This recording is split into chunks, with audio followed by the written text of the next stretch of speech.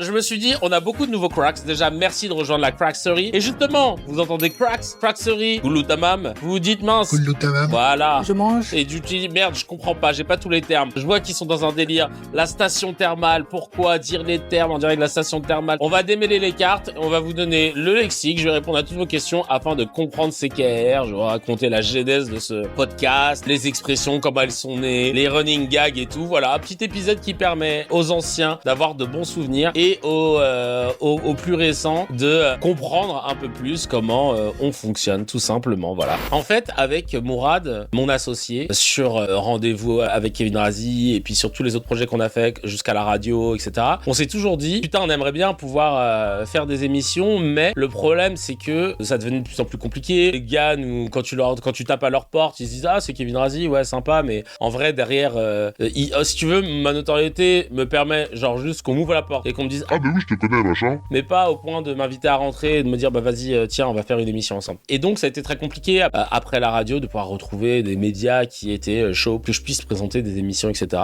Et j'étais dégoûté. Parce que c'est ma passion, tu vois. Moi, je suis un fan de Late Show. Là, on le voit pas ici, mais le coussin de Jimmy Fallon. Je suis parti à l'époque, on avait de l'oseille, quand on était chez Canal+, plusieurs fois aux États-Unis pour aller observer comment ils travaillaient là-bas, etc. J'ai fait une vidéo là-dessus, d'ailleurs, je vous invite à aller la voir. C'est ma passion, tu vois, la télé, les médias, le storytelling, hoster, tu vois, donc présenter et tout ça. Ça a toujours été mon truc. Et on s'est rendu compte que il fallait arrêter d'attendre le bon moment pour pouvoir faire quelque chose avec les équipes suffisantes, etc. Parce que Rendez-vous avec Kevin Razi était juste, en somme, un face cam. Je sais pas s'il y en a qui se souviennent. Kevin Razi, aujourd'hui. Donc, tu vois, il y avait du public. Là, j'étais sur un face cam. Après, il y avait un petit montage, machin. Et bah, avec lui, ouais. C'était au moins 30 personnes.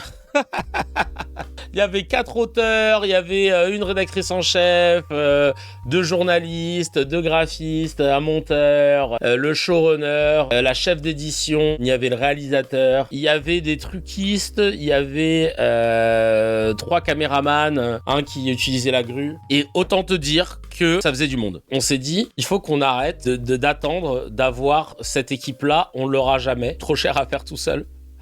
Donc, il faut réussir à faire le truc nous-mêmes et le faire le moins coûteux possible. Et c'est resté dans notre tête, tu vois, on s'est dit putain, faut qu'on trouve le truc et tout ça. Ça a été vraiment le truc qui est resté un peu comme ça, lancinant. Et c'est vrai que le podcast commençait à nous intéresser déjà depuis quelques années. On faisait des essais de temps en temps qu'on publiait pas et tout et tout. Et à un moment, je me suis dit, on va investir, on va prendre du matos. Et alors, en attendant, au début, je voulais refaire Rendez-vous avec Kevin Razi. Je l'ai fait dans un théâtre. Ça coûtait trop cher, chacal. C'était que du bénévolat, ça coûtait trop cher. C'était une galère. C'était une galère, vraiment. Je vais vous montrer. C'était cette émission, d'ailleurs, où on avait pu faire découvrir au grand public... comment il s'appelle, Edgar Rive. Et là, on était dans un théâtre qui était à côté du théâtre de là où Hakim tourne la riposte.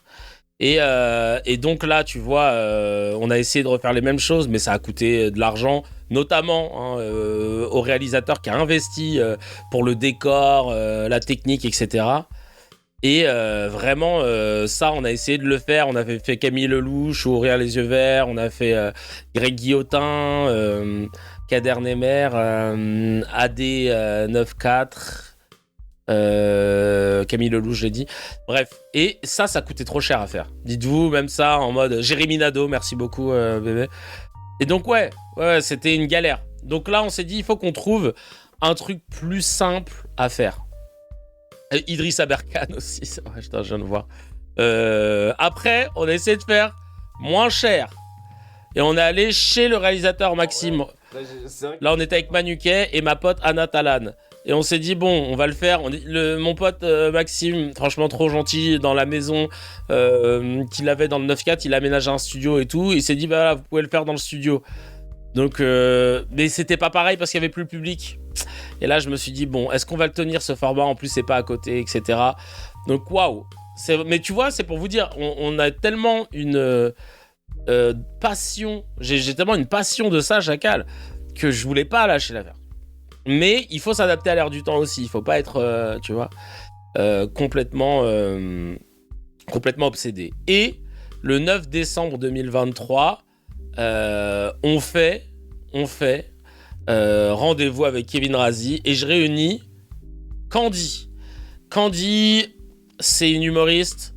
Certains l'ont peut-être vu, si vous regardez Camping Paradis, elle joue un personnage depuis quelques années déjà, mais c'est une humoriste qui a fait le Jamel Comedy Club, la saison 2 je crois, qui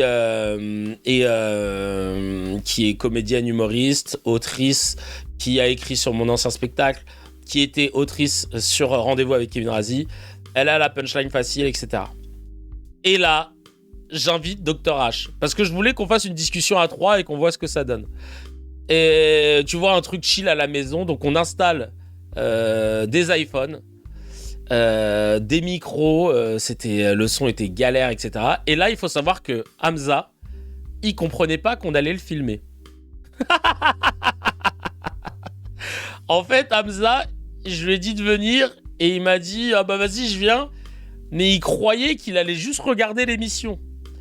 Et en fait... il avait pas compris qu'il devait tourner jusqu'à ce qu'on lui mette un micro. Et donc on lui a dit bah non Chacal, tu vas faire l'émission. Parce que moi Hamza je le connais depuis 2013, donc ça fait 13 ans. Je sais qu'il est très intelligent, machallah. Il m'a apporté énormément dans ma vie. Dans des prises de conscience, dans le savoir. Il a participé à l'élaboration de mes spectacles, de certaines vidéos, de certaines émissions sur RDV. On a écrit 2 livres ensemble, bref.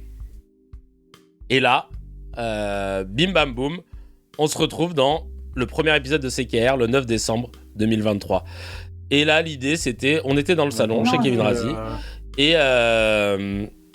Et ça papote, et on va refaire un tour d'actualité, mais tranquille, tu vois, chacun donne son avis, machin, en détente et tout. Et là, voilà, je me dis, bon, on a trouvé le truc. Le problème, c'est qu'on commence à aborder des sujets directs d'entrée, où moi je dis que j'ai eu des pressions de la part de quelqu'un, dès lors que j'ai voulu signer une pétition d'appel au cessez-le-feu. Je parlais d'Arthur, qui m'avait envoyé un message en me disant oui je te déconseille de signer cette pétition machin. Je me suis dit mais t'es un chelou, tu vois. Et Candy elle était occupée, elle avait elle avait plus beaucoup de temps machin, c'était pas possible pour elle de continuer. Elle me dit ouais là je sais pas si je vais pouvoir continuer machin, c'est compliqué pour moi et tout. Je suis ok, je comprends, y a pas de souci. Et je dis à Hamza est-ce que t'es chaud pour continuer? Et au début il me dit ouais mais bon tu vois, je vois il était pas sûr. Parce que, à ce moment-là, il était en train de briguer un poste d'assistant, d'enseignant-chercheur. Et donc, Hamza, qui est Dr H, parce qu'il a un doctorat en sociologie, je lui dis, ouais, je comprends, machin. Donc, il pouvait pas trop se lâcher sur certains sujets, machin. Et puis, finalement, bon, il se dit, bon, allez, je le fais quand même. Et après, ça donne la version que vous avez connue pendant plus de 100 épisodes, je crois. Hein. Cette version où j'étais avec l'humoriste et le sociologue qui refaisaient le monde. Et c'est la première fois, en fait, qu'il était sous les spotlights, comme tu dis. C'était pas son truc. C'est 80 épisodes. Ah, je croyais que on avait fait les 100. Putain, vous êtes calés. Et là, ça a été des masterclass, hein, parce que le gars, il est trop vif, autant en socio qu'en philosophie, et donc c'est assez agréable d'avoir quelqu'un d'interdisciplinaire. C'est ultra inspirant, et voilà comment on a pu commencer à se faire connaître. Et puis après, Hamza a dû, pour plein de raisons, voguer vers d'autres horizons. Et c'était déjà, j'ai déménagé parce que là à l'époque j'habitais à Châtenay-Malabry, on était à 10 minutes. Lui entre temps il a bougé, moi j'ai bougé donc c'était plus compliqué pour se voir, on était à plus d'1 heure. Lui il a bougé, et de fil en aiguille c'était plus compliqué de les faire. Et lui aussi il voulait se concentrer sur son podcast Les Évidences du Coran, et parce que ça lui correspondait plus, etc. C'est vrai que sur les derniers épisodes il s'était lâché.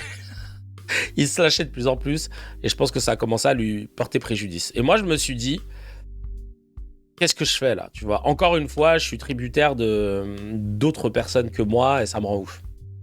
Et c'est là que j'ai décidé de... Alors, entre-temps, après, tu vois, on avait un autre podcast aussi, cette fois-ci avec Gaël, qui s'appelait Quoi d'autre ?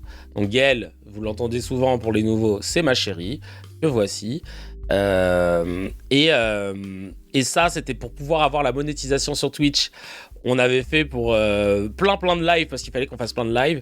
Et à un moment, je lui ai dit, bah viens avec moi, on fait un live et tout, histoire de vous faire les heures. Et puis finalement, après, on avait développé ce petit podcast. Quoi d'autre ? Ah ouais, une rêve du Dr H, une de ses phrases clés, c'est déjà, je dis ce que je veux. Ça, j'adore quand il dit ça. Quand il commençait à dire ça, tu savais qu'il allait dégainer salement.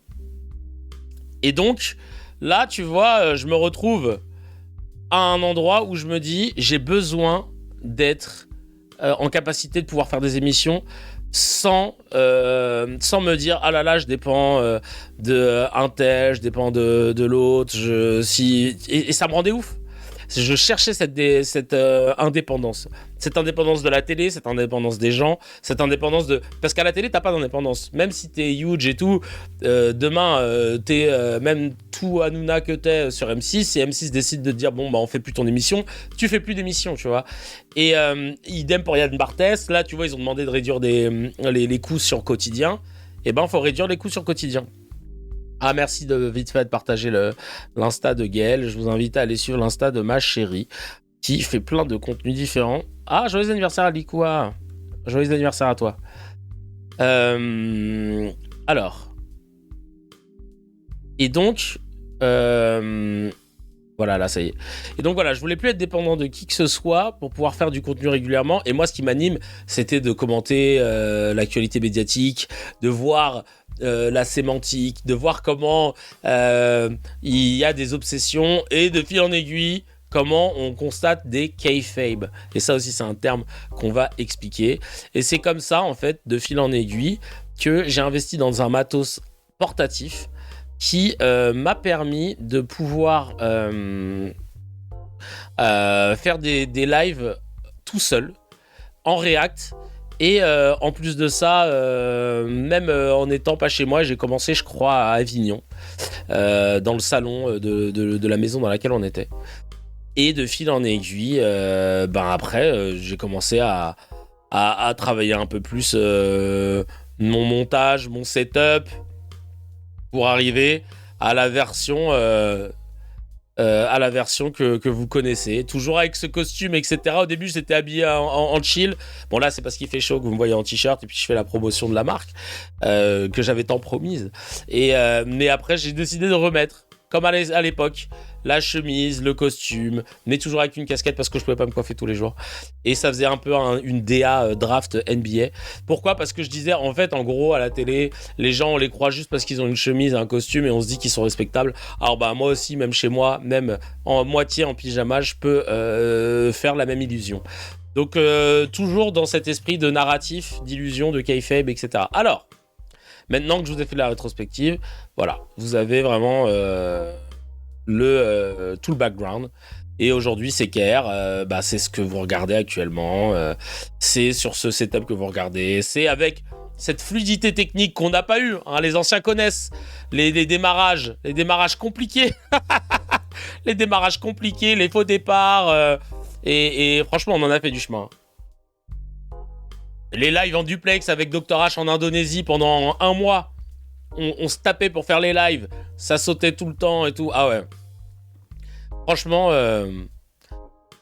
le showrunner qui prépare les émissions, pour le coup, lui, alors franchement, sans lui, merci déjà au showrunner.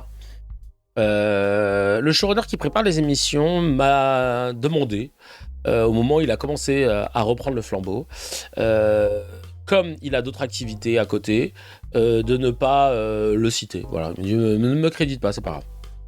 Et j'ai accepté cette requête. Mais merci beaucoup. Vraiment. Donc voilà, on a Vite Fait aussi. Vite Fait qui est sur YouTube, là, qui est très actif, qui lui, depuis, je sais plus, depuis 3 mois, fait les réels comme il se doit. Il savait pas faire de montage avant. Aujourd'hui, c'est niveau glu patate. Donc vraiment merci beaucoup. Donc en fait, vraiment, ça a été un long chemin pour essayer de trouver de l'indépendance et d'essayer d'exister et de faire exister sa passion. Et là, j'ai trouvé une formule, voilà, où je suis content. Et vraiment, je sais que, tu vois, beaucoup regrettent l'époque Dr H, parce que moi-même, je regrette, j'apprenais tellement de choses. Beaucoup regrettent que j'invite peu d'invités, que je le fasse pas systématiquement, etc. Je le ferai de temps en temps. Il y aura peut-être une surprise d'ailleurs à la rentrée. Je n'en dis pas plus. Je vais peut-être faire un petit pas de côté. Et vous comprendrez pourquoi. Mais je pense que je l'annoncerai pas, ça. Je vais faire un... Je vais surprendre. Mais aujourd'hui, je suis super heureux. Parce qu'il n'y a personne au-dessus de moi, à part ma connexion free. Mais ça dépend juste de moi et de ma capacité à me lever à 8h le matin, à travailler les émissions et à faire en sorte que ça ressemble à quelque chose. À faire mon petit montage à la fin, etc. Mais voilà, à côté, j'ai ma vie d'humoriste, de comédien. Je vais reprendre une pièce de théâtre, un rôle dans une pièce de théâtre qui va être créée l'année prochaine. Donc, je lâche pas l'affaire à côté. Comme même à Cannes, j'avais mis vous avez suivi un peu les trucs de loin. J'aime bien vous envoyer les autres projets que je fais à côté parce que je fais d'autres choses. Mais ça, c'est ma bulle, c'est ma sphère. Et pour rien au monde, je voudrais changer. Et même me remettre avec quelqu'un, même avec Dr H et tout. Là, en fait, ce qui est génial, c'est que je ne dépends que de moi. Et de ma capacité à me lever, me motiver et à faire le show. Parce que dès lors que tu mets des gens dans la boucle, ça devient compliqué. Et vraiment... Alors, le scénario de l'histoire de Dr H qu'on avait vendu en film, c'est en cours. Le tournage, peut-être, il sera pour la fin d'année. Je dois revoir le réalisateur d'ici la rentrée pour ce qu'on s'update, etc. Donc, je vous tiendrai au jus. Tout ça pour vous dire que... Quand Dr H est en Indonésie, c'était la seule fois où le Pencak Silat est passé sur des réseaux français, je te jure. Gaëlle ne like pas ce post. Non, mais elle comprend ce que je veux dire, Gaëlle. Évidemment, quand je dis par moi-même, dans moi-même, il y a Gaëlle. Hein, elle le sait, on est indivisible. Pour le coup, c'est le soutien premier que j'ai eu et le soutien non-stop dans ma vie. Donc clairement, là-dessus, Gaëlle, c'est très bien, ma chérie. Sans elle, je n'existe pas. Et en plus...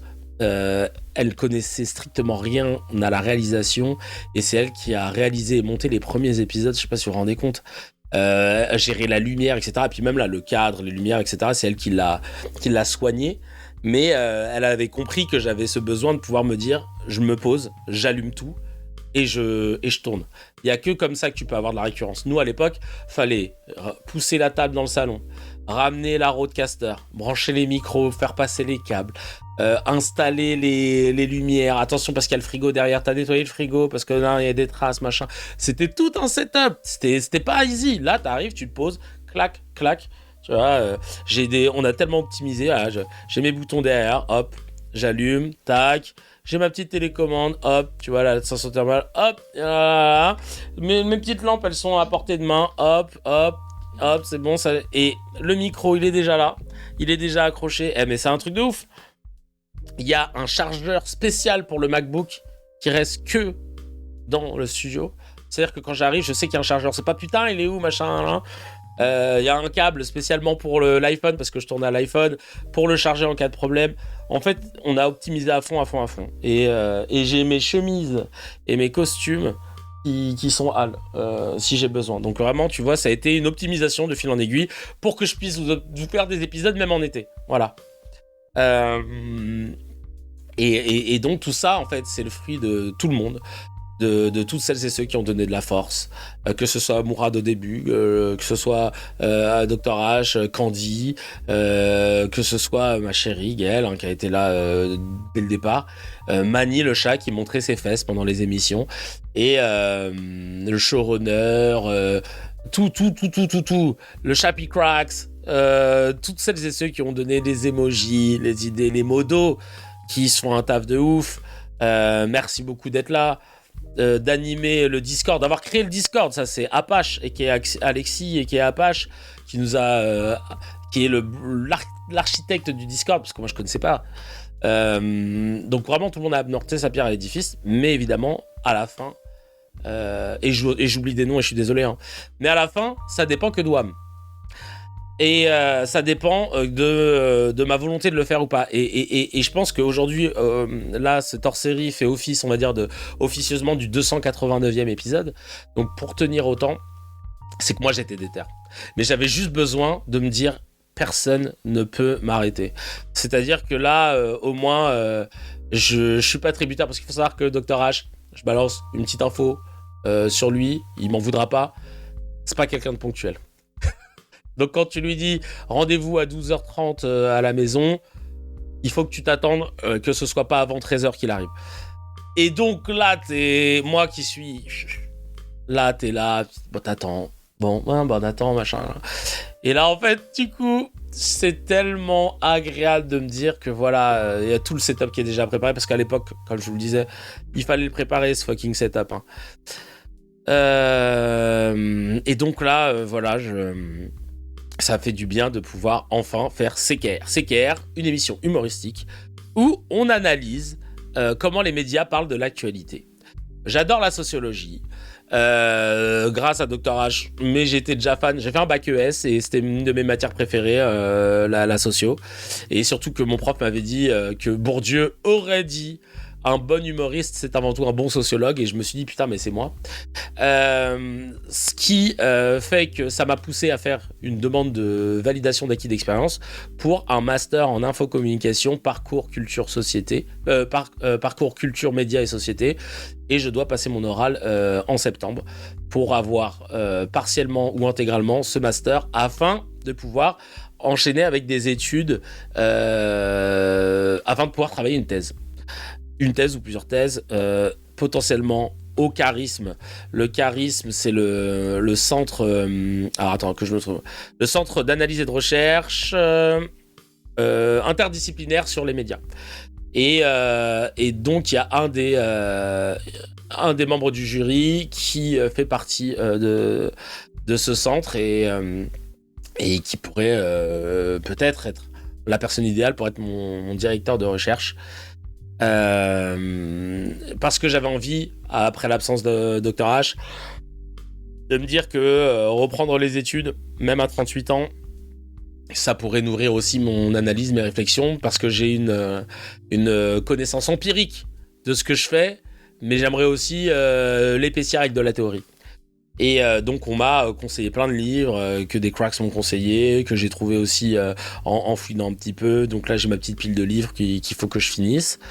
Et puis voilà quoi, je fais mon petit parcours tranquillement. Et maintenant voilà, c'est devenu... je me rappelle à l'époque avec Mourad, on se disait le rêve ce serait d'avoir rendez-vous avec Kevin Razi sur Canal+, comme le Daily Show de Jon Stewart, le GOAT, du lundi au jeudi. Aux États-Unis, c'est du lundi au jeudi. En quotidienne. Et aujourd'hui, du lundi au jeudi, le matin 9h30, on a CKR. Je suis très content que ce soit le matin parce que ça me permet d'aller faire mes spectacles le soir. Et puis ça me cadre. Et ça vous accompagne comme la radio, comme à l'époque, quand vous écoutiez, je sais pas, peut-être le 6-9 d'énergie ou alors D-Fool ou whatever. Et ben, on arrive à faire une quotidienne. Donc je suis super content, je suis super fier de nous toutes et tous. Et encore une fois, merci aux cracks qui donnent de la force, à ceux qui participent en live, qui écoutent, qui m'envoient des messages ou qui m'interpellent dans la rue, ou sur le Discord, sur le Telegram, et les modos qui font un taf de ouf. Et oui, sur le Telegram, ça parle du fait qu'on s'est fait envahir. Désolé, je pense que ça va... Alors moi, c'est marrant parce que je les vois jamais. Parce qu'après, moi, je vais sur les publications qu'on retient avec le showrunner, et là, on prend les commentaires. Donc c'est là que je vois s'il y a des commentaires relous ou pas. Mais donc à chaque fois, j'en entends parler de ce fameux Telegram. Et je n'arrive pas à mettre de modo là-dessus. On a essayé plusieurs fois. Je sais pas pourquoi ça marche pas. Donc quand je vois des choses, je les enlève. Mais ouais, compliqué. France Inter quand c'était une radio. Oh. Et donc, voilà où on en est aujourd'hui. 288e épisode, plus cet épisode-là, 289 hors série. Et le but aujourd'hui, c'est de... je vous ai parlé de la genèse pour les anciens, pour les nouveaux aussi, surtout. c'était bien que vous puissiez avoir un petit peu, voilà, que vous puissiez avoir un petit peu le background de tout ça. Bravo pour le parcours, me dit Hello Wesh. J'ai aussi envie de reprendre mes études. Comment tu vas faire entre les spectacles et les lives? Tu auras le temps? On trouve toujours le temps quand on est passionné. Hein. En vrai, reprendre des études à 38 ans sur un truc que t'aimes, c'est pas pareil que quand t'as 18 piges et que tu le fais parce que t'as pas le choix. Là, je sais que tu me demandes de lire des livres de sociaux, des médias, d'analyser la fabrication des consentements, de la propagande, les discours, la sémiotique, etc. Je le fais déjà de base sans qu'on me force. Tu trouveras toujours du temps. Je sais qu'il y a des gens qui ont eu des enfants, des vies de famille, etc., qui ont repris leurs études et tout, haut la main, malgré leur taf à côté, tout ça. J'ai pas d'excuses, tu vois. Je le fais parce que j'ai envie de le faire. 289 épisodes et encore toutes tes dents. Et des nouvelles dents. Et des nouvelles dents, surtout. Ensuite, je vais vous expliquer un petit peu les mots. Parce que c'est vrai que de fil en aiguille, ça fait depuis le 9 décembre 2023 qu'on fait ce podcast. Ce podcast est né d'une volonté, comme vous l'avez compris, d'être indépendant, de faire des trucs par nous-mêmes, etc. Mais je dois vous le dire aussi, et c'est pour cela que sur le Twitter de CKR, il y a écrit pays Alger, localisation Alger ou pays Alger, je ne sais plus comment c'est formulé. Parce qu'en fait, l'idée de pousser des médias ou des créations artistiques qui permettent un peu de décoloniser les narratifs qui circulent et dans lesquels on baigne, c'est né de notre voyage avec Dr H en Algérie. On était le 1er novembre, quand on a fait 5 jours là-bas pour faire des conférences sur les fake news, en s'appuyant sur notre livre « Fake news, évite de tomber dans le piège ». Il est toujours disponible, vous pouvez le trouver. Et on a fait Alger, Oran, Tlemcen et Constantine. C'était dans le désordre, je vous l'ai donné. Ça a été un coup de cœur. Ça a été une révélation, ce pays, pour moi. Parce que on est le 1er novembre 2023. Donc, quelques semaines, presque un mois après les attentats du 7 octobre 2023. Et le narratif des médias posait de plus en plus de problèmes. Il n'y avait aucun son dissonant. On était dans un truc où on sentait qu'il y avait une couille, mais on comprenait pas trop. Et on voyait que plus personne ne pouvait rien dire. SO Guillaume Meurice, sinon c'était la sanction tout de suite. Mohamed Kassi avec Olivier Rafovitz, le porte-parole de l'armée israélienne, qui a eu le malheur de le bousculer en interview, qui s'est fait suspendre. Bref, et là, ça me faisait péter un plomb. Je suis arrivé en Algérie, ça a été la révélation. Il y avait des drapeaux palestiniens partout, comme si j'étais arrivé en Palestine et pas en Algérie. Je crois qu'en plus, on arrivait à un moment où c'était l'hommage au... Je sais plus c'est quoi le nombre, c'est un très petit nombre, qui mettait en avant des personnalités qui avaient lancé la révolution algérienne. Et là, vraiment, c'était un kiff. C'était un kiff d'être soulagé. Tu vois, je croisais les gens dans la rue, certains me reconnaissaient, on papotait. Tu papotes avec tout le monde en Algérie, ils sont plus basés que la majorité des Français sur la politique française. N'importe quel chauffeur de taxi ou un gars que tu croises dans un café ou quoi, il va te parler de Retailleau, de machin. C'était l'hommage aux martyrs. Voilà, merci beaucoup. Et là, genre, ça a été une révélation pour moi, ce pays. Et je me suis dit, on a écrit une espèce de constitution d'un mouvement qui s'appelait l'Avant-Garde, et qui avait pour but de promouvoir ça. Tu sais, c'était un mouvement interdisciplinaire pour mettre en avant, voilà, l'avant-garde de la pensée, de pouvoir décoloniser nos narratifs et prôner l'émancipation à travers l'art et la recherche. Et donc, de là est né CKR, après, genre un mois après. Et donc, voilà d'où le lien avec l'Algérie. Maintenant que j'ai fait et il est dispo dans les CDI, les médiathèques, c'est vrai. Merci beaucoup, Andrea, c'est très gentil de faire la pub. Voilà. Pour cela que on a ce lien particulier. Et donc maintenant, CKR, chez Kevin Radi. D'ailleurs, il y avait un podcast qui s'appelle CKR, les pauvres. Il y en a qui pensaient que j'avais pompé CKR, qui voulait dire C carré. Bon, il y a un problème d'orthographe. Hein.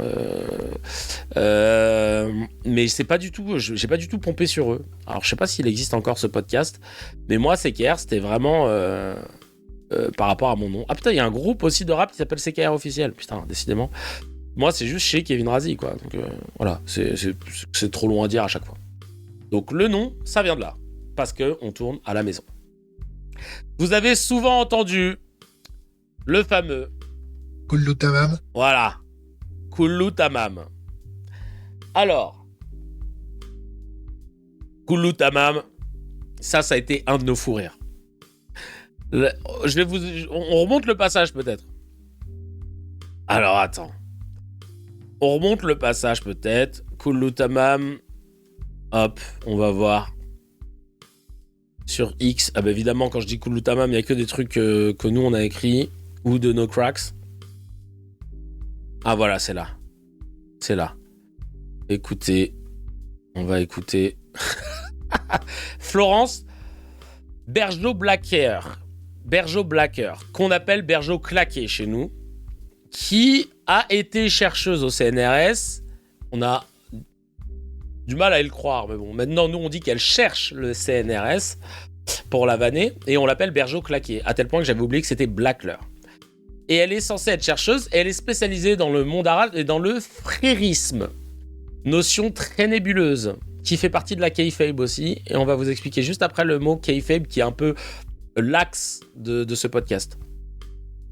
Et là, elle est chez Thinkerview, et il lui demande si elle sait parler l'arabe, elle dit qu'elle parle l'arabe classique.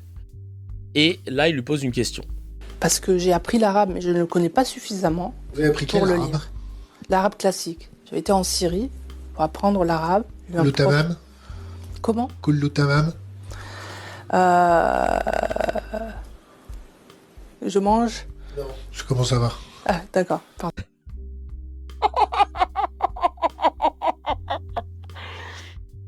Aïe, aïe, aïe, aïe, aïe, aïe, aïe, aïe, aïe.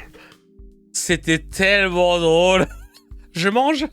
Non, ça veut dire comment ça? Déjà, ça... Ah bah ça y est, Licia, t'as intégré là, t'as la ref.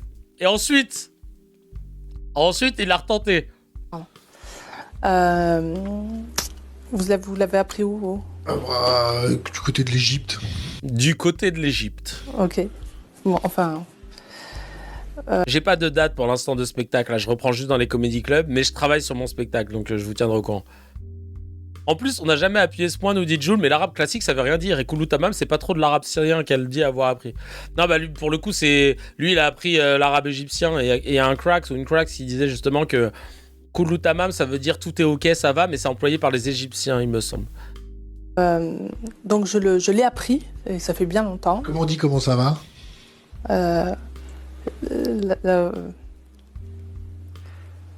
Kouchimzienne, y a pas de problème. Dizaine.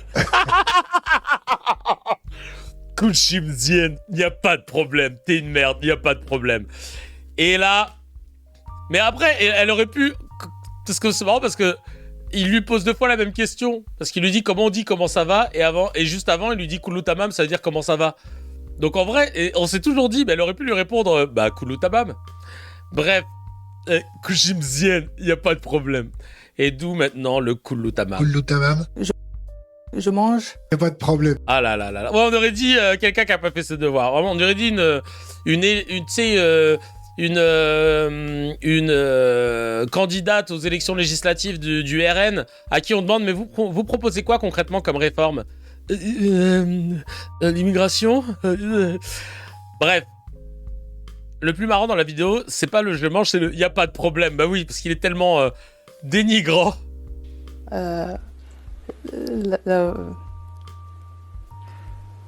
Kouchimzienne, y a pas de problème. Dizaine. Et genre à la fin, Nzien, allez casse-toi, tu savais pas. Oh, incroyable.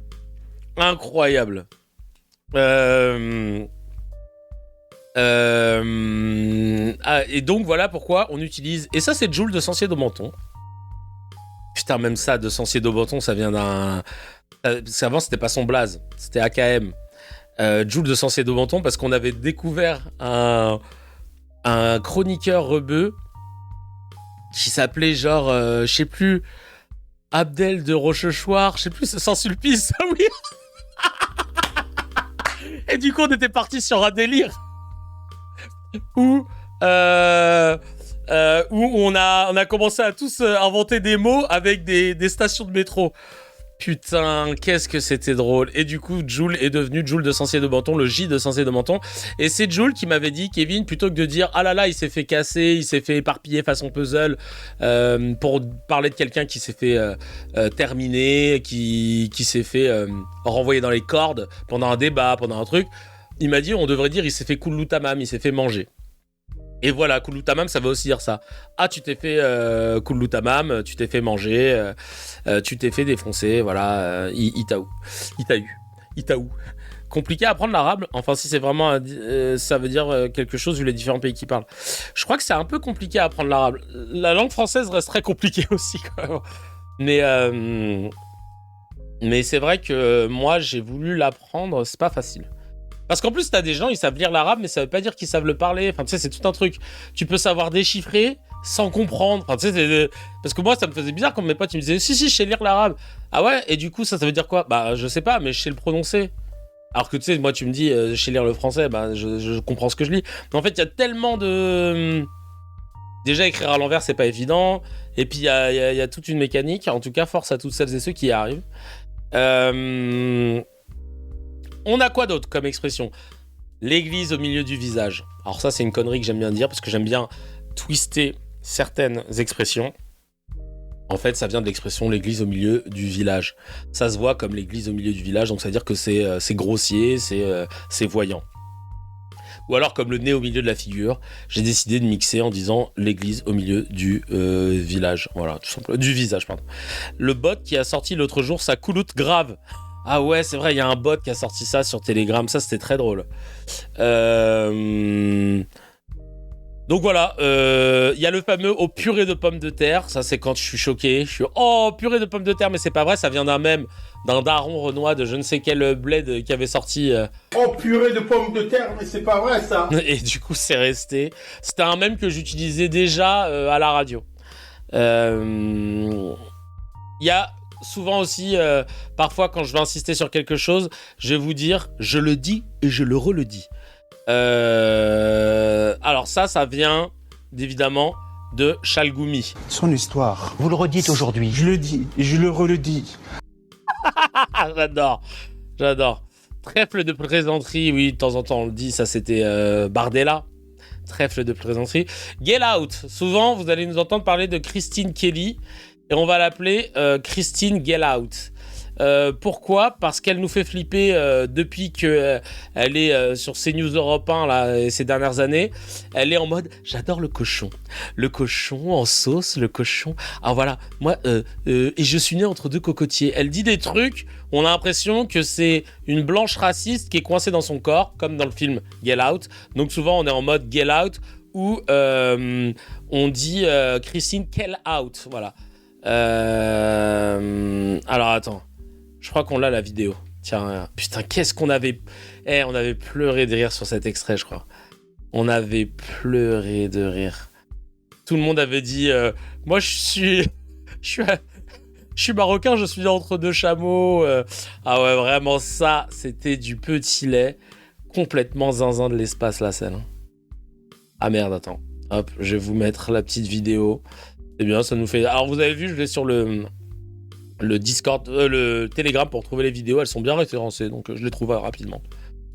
Et ça ne marche pas. Merci beaucoup pour cette démonstration honteuse que je voulais faire. Moi qui vantais la technique. Voilà. Vous savez, moi je suis une petite Antillaise qui suis née entre deux cocotiers. Oh putain! Oh là là là là là là là là là là. Vraiment, oh putain. Déjà petite Antillaise, ouais, déjà. Je suis une hormone tunisienne, je suis né entre une botte de beurre et une bouteille d'huile. Du cholestérol. Oh putain. J'ai été élevée au cochon. Non mais je vous le dis. Il y a plein d'amis antillais qui étaient adventistes, par exemple, qui ne mangeaient pas de cochon. Ils m'ont jamais imposé de ne pas manger le cochon. On mangeait du boudin. On mangeait le cochon de Noël. Ma grand-mère cuisinait le cochon. Mon plat préféré, c'est le dombré au cochon. Vous voyez ce que je veux dire? On faisait des barbecues, saucisses, etc., chipolata, tout ce que vous voulez. Aujourd'hui, quand vous dites ça, c'est la cata. Aujourd'hui, quand vous dites ça, c'est comme si vous faites une offense à certaines personnes. Mais à qui? Le cochon de Noël. Vraiment. Ah ouais. Ah putain, Marlise, merci, tu t'en souviens. Il y avait le maire de Niort. Putain, quel fou rire ça aussi. Souvent vous allez entendre ce truc-là aussi. Il vient de Niort. C'est parce qu'en fait, on écoutait une vidéo de Chalgoumi et il a dit il y a comme l'islamisme, le frérisme du frère de Niort. Du maire de Niort. Et on était là, le maire de Niort. Et j'ai commencé à taper mes recherches, le maire de Niort, machin, nan. Jusqu'à ce qu'on découvre qu'en fait, il voulait dire le maire de New York. Le maire de New York. Et le maire de New York. Le maire de New York. Putain, ça m'a tué. Et une fois, je sais pas, il avait bugué. Et il avait dit... parce que il faut que tic-tuc, tatari. Maintenant. Un sans faute. Vous l'entendez souvent, le sans faute. Il a fait 100 fautes d'affilée. Ça, le sans faute, chez nous, on l'écrit 100. Hein, le nombre et faute. C'est quand quelqu'un enchaîne les fake news, enchaîne les énormités. On dit, il a fait vraiment un sans faute, quoi. Voilà, ça vient de là. La station thermale. La station thermale, ce que vous voyez là, la station thermale CKR. D'ailleurs, merci au J de la station thermale qui nous a offert ce néon, qui me l'a offert vraiment. Merci 1000 fois parce que franchement, c'est un bête de cadeau. Qui est resté pendant longtemps sur le piano parce que j'avais pas de perceuse. Merci du coup à Walid, un autre cracks qui m'a déposé sa perceuse pour que je puisse percer. Non, vraiment, c'est la Cracks Family, c'est quelque chose. Et donc, la station thermale. Un terme important dans notre écosystème.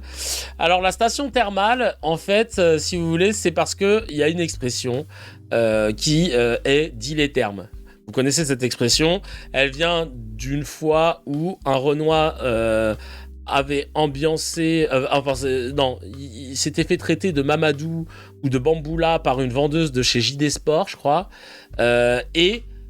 quand ils ont commencé à filmer, ils lui ont dit « Non mais vas-y, dis les termes.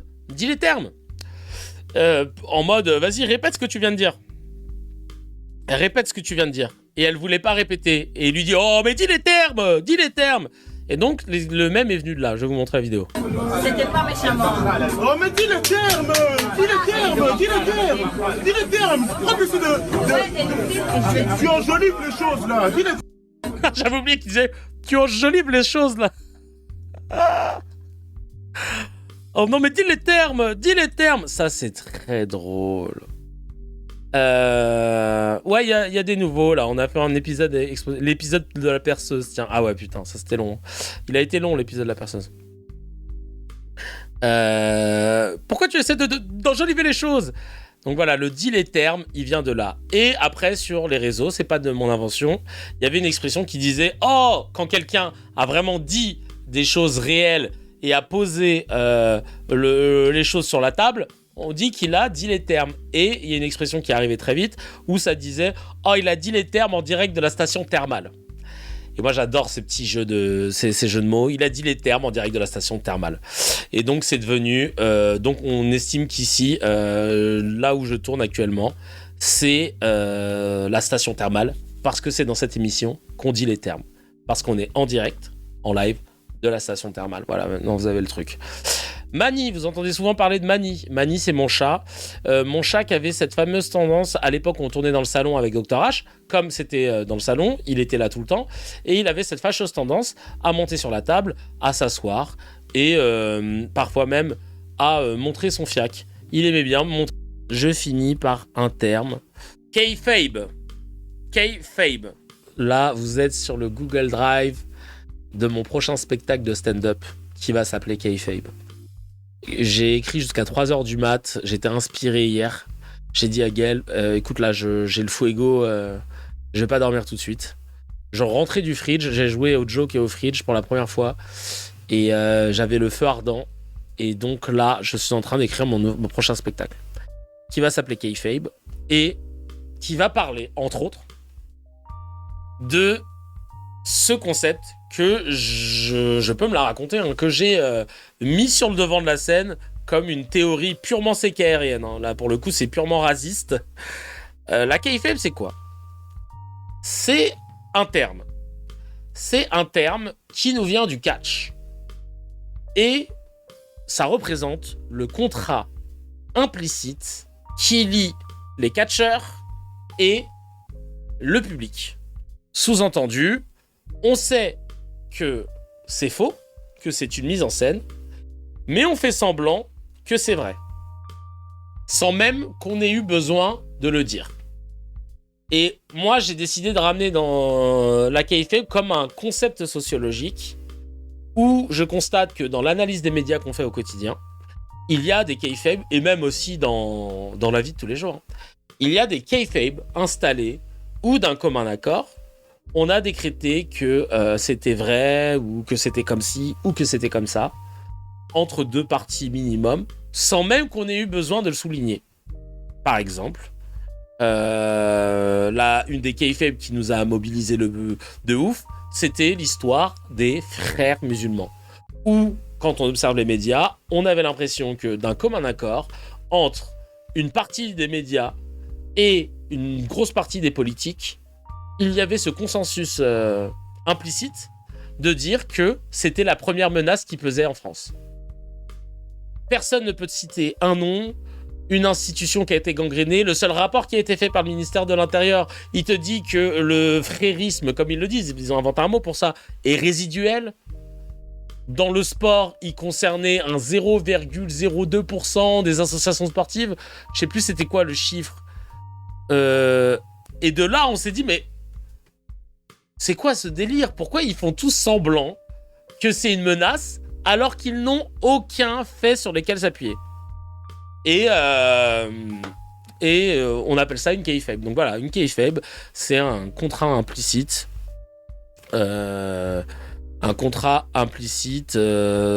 Entre deux parties minimum sur un sujet qui est faux. Voilà.